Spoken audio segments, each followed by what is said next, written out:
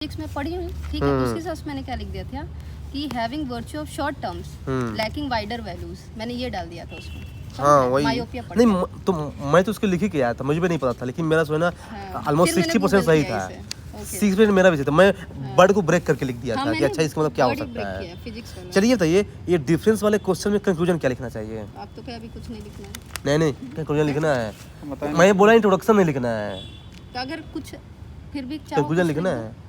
Conclusion लिखना है, नहीं इंट्रोडक्शन भी लिख सकते हैं पर you can avoid introduction, but conclusion is must है।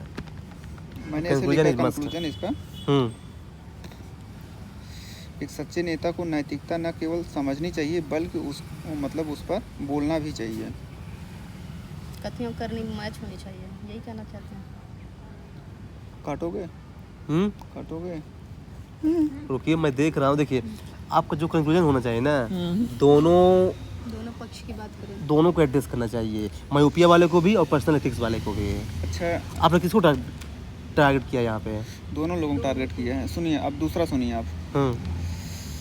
अच्छा जाने दीजिए इसको। देखिए मैं जानते क्या है, मैं बताता हूँ। अगर डिफरेंस वाले क्वेश्चन हो ना तो हमेशा ये की फॉलो कीजिए कि this understanding these different terms will help in realising more responsible and more transparent society and governance. हाँ मतलब ऐसा लिखने कि अंडरस्टैंडिंग दीज बोथ टर्म्स, ताकि उसको जमे को लगे कि दोनों को फोकस करके लिखा है। अगर आप नर हो जाए तो लगेगा कि एक तो उसे छोड़ ही दिया है। इसलिए ये अप्रोच फॉलो कीजिए जब डिफरेंस वाला क्वेश्चन। हाँ ना। Fifth question, what does the following quote mean to you? Learning gives creativity, creativity leads to thinking and thinking provides knowledge and knowledge makes you great. Abdul Kalam. अरे मैं लिखने बैठी थी फिर लिखी नहीं, पता नहीं। चलिए इसका इंट्रोडक्शन बताइए, आप लोग क्या ले सकते हैं? तो ऐसा लिख दिया है मैंने, सीधा एकदम ऐसे लिखा है। यह कथन सीखना, रचनात्मक और चिंतन और ज्ञान के महत्व को स्पष्ट करता है। बस ऐसे लिख दिया, बाकी उसके बाद फिर अपना आंसर स्टार्ट कर दिया। ठीक है, लेकिन ठीक है मतलब एवरेज है। हाँ आप लोग कुछ?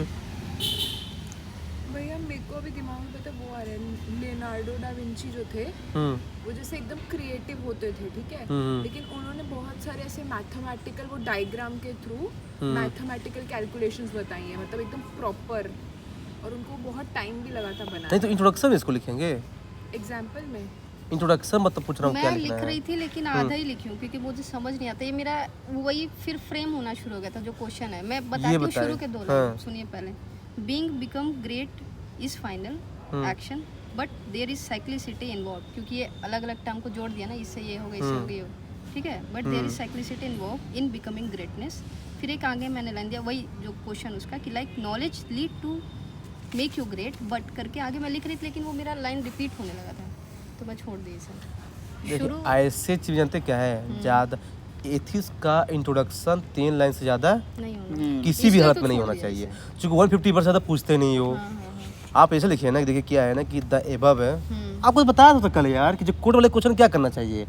The above code reflects the power of education right as a transformational journey from learning to greatness in a virtuous cycle. हाँ मतलब वही जो मैं लिखने की कोशिश कर रही ये सबसे बेस्ट हो जाएगा कि the above quote reflects the power of education as a transformational journey from learning to practice, from learning to greatness in a virtuous cycle.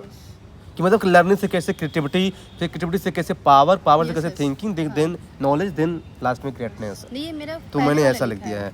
Paraphrase नहीं हो जाएगा ये? पैराफ्रेज है, ये लो, ये बोले पैराफ्रेज है। हो गया है ट्रांसफॉर्मेशनल जर्नी। फिर से वीडियो देखिए, लर्निंग गिव्स क्रिएटिविटी, इसको ये बताइए।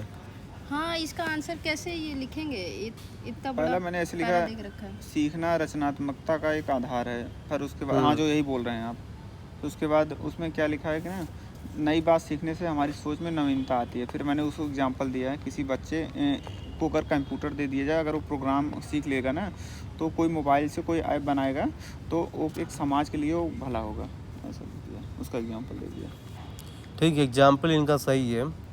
थोड़ा सा इसको एग्जांपल को शॉर्ट कीजिए, जानते क्यों? क्योंकि इस क्वेश्चन के 4 पार्ट हैं। 4 पार्ट है। मैंने क्या लिखा देखिए, लर्निंग गिव्स क्रिएटिविटी ना, तो मैंने लिखा कि लर्निंग फिर मैं ऐसे लिखूंगा, बनाऊंगा flow charts. Learning leads to new ideas, imagination and innovation that will lead to creativity. साथ ही फिर दैट एग्जाम्पल कि अब्दुल कलाम गए थे नासा, उन्होंने वहाँ से सीख के आया, यहाँ बना दिया मिसाइल। लर्निंग गिव्स क्रिएटिविटी, लीजिए सीधे सेकंड पॉइंट आ जाइए। इसको डायग्रामेटिकली भी बना सकते हैं। हाँ, मैं पता मेरे दिमाग में जो करना है सब कीजिए। हाँ मतलब यहाँ से ये ऐसे निकला, फिर यहाँ पे जाके ऐसे हाँ, क्यों नहीं, मैं तो यही तो किया हूँ। फिर क्रिएटिविटी लीड्स टू थिंकिंग। अब इसमें क्या लिखेंगे? मैंने भी लिखा है कि इसमें लिखा है कोई क्रिएटिविटी मतलब व्यक्ति होता है ना, वो साधारण चीज़ों में से मतलब साधारण चीज़ में से कुछ नया सोचता है, फिर उसके बाद लिखता है। जैसे न्यूटन का उसमें मैंने एग्जांपल दे दिया है कि उन्होंने एक देखा एक सेब को पेड़ से गिरते हुए, और उसके बाद गुरुत्वाकर्षण का उन्होंने सिद्धांत दे दिया। हाँ, ये दे सकते हैं। मैंने तो स्टीव जॉब्स का दिया एग्जाम्पल। उन्होंने आर्ट और टेक्नोलॉजी को दोनों को सोचा, क्रिएटिव किया, और लास्ट में जिन्होंने थिंक करके आईफोन बना दिया, स्टीव जॉब्स। अरे अपना जो भुवन ऐप है वो किस लिए बनाया गया? जीआईएस मैपिंग के लिए। क्यों? क्योंकि उसको क्रिएटिव किया गया, थिंक किया गया कि ऐसा काम करना है, बाद में बना दिया गया। ये भी ले सकते हैं। थर्ड क्या है? Thinking provides knowledge. इसमें अगर इसमें आएगा तो मुझे लगता है इसमें पता है महात्मा गांधी का सबसे बड़ा एग्जांपल दे सकते हैं आप। हाँ बोलिए, क्या एग्जाम्पल लिखेंगे? उसमें पता है सत्य और अहिंसा का उन्होंने बहुत ज़्यादा तो नॉलेज कैसे प्रोवाइड किया महाराज?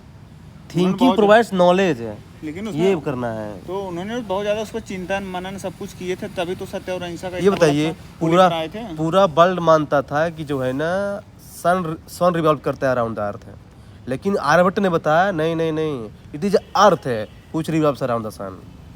तो आर्यभट्ट ने क्या किया? थिंक किया, इसके बाद दुनिया को नॉलेज दिया।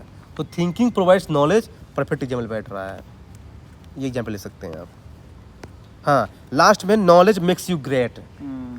इसमें क्या लिखेंगे? डॉक्टर एपीजे अब्दुल कलाम का दीजिए, मिसाइल वैज्ञानिक। या फिर अभी इसमें गांधी भी ऐड कर सकते हैं इसमें। हाँ कर सकते हैं। यहाँ तक कि आप थोड़ा सा जो है ना अलग एग्जाम्पल, टी एन शशांक के एग्जाम्पल डाल सकते हैं। ही हैज़ गुड नॉलेज, तो उन्हें अच्छा ग्रेट बन गए, है ना। हाँ, ये भी डाल सकते हैं आप। Knowledge makes you great. या फिर जो पर्सन जो है ना वहाँ रह रहे, कैलिफोर्निया में Silicon Valley, they have knowledge, they are becoming great day by day. Sundar Pichai, we can give best example.